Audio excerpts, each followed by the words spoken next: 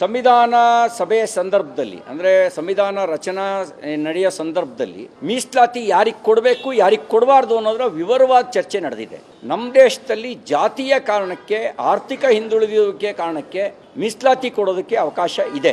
ಆದರೆ ಕೋಮು ಆಧಾರಿತವಾಗಿ, ಮತ ಆಧಾರಿತವಾಗಿ ಮೀಸಲಾತಿ ಕೊಡೋದಕ್ಕೆ ಅವಕಾಶ ಇಲ್ಲ. ಅದನ್ನು ಸಂವಿಧಾನ ರಚನಾ ಸಭೆಯಲ್ಲಿ ಡಾಕ್ಟರ್ ಅಂಬೇಡ್ಕರ್ ಅವರ ನೇತೃತ್ವದಲ್ಲಿ ಖಡಾಖಂಡಿತವಾಗಿ ವಿರೋಧಿಸ್ತಾರೆ. ಮತಾಧಾರಿತವಾಗಿರ್ತಕ್ಕಂಥ ಮೀಸಲಾತಿಯನ್ನು, ಮತಾಧಾರಿತವಾಗಿ ಮೀಸಲಾತಿ ಕೊಡ್ತಕ್ಕಂಥದ್ದು ಅದು ಅನ್ಕಾನ್ಸ್ಟಿಟ್ಯೂಷನಲ್ಲು, ಸಂವಿಧಾನಕ್ಕೆ ವಿರುದ್ಧವಾಗಿರುತ್ತೆ. ಹಾಗೆ ಮತಾಧಾರಿತ ಮೀಸಲಾತಿ ಅದು ಬಹುಶಃ ಪಾಕಿಸ್ತಾನದಲ್ಲೂ ಇಲ್ಲದೆ ಇರುವಂಥದ್ದನ್ನು ಇಲ್ಲಿ ಕೊಡುವಂಥದ್ದು. ಕಾಂಗ್ರೆಸ್ಸು ಒಂದು ಪಾಕಿಸ್ತಾನದ ರಚನೆ ಮಾಡಿ ದೇಶ ಒಡೆದು ಹಾಳು ಮಾಡಿದ್ದು ಸಾಕಾಗದು ಅಂಥೇಳಿ ಮತ್ತಷ್ಟು ಅಪಚಾರ ಬಗೆಯುವಂಥ ಕೆಲಸ ಮಾಡ್ತಾ ಇದೆ. ಅಲ್ಲಿಗೆ ಕಾಂಗ್ರೆಸ್ಸಿಗೆ ಸಂವಿಧಾನದ ಮೇಲೆ ನಂಬಿಕೆ ಇಲ್ಲ. ಸಂವಿಧಾನದ ಮೇಲೆ ನಂಬಿಕೆ ಇಲ್ಲದೆ ಶರಿಯಾವನ್ನು ಸಂವಿಧಾನದ ಮೇಲೆ ಹೇರಕ್ಕೆ ಹೊರಟಿದೆ.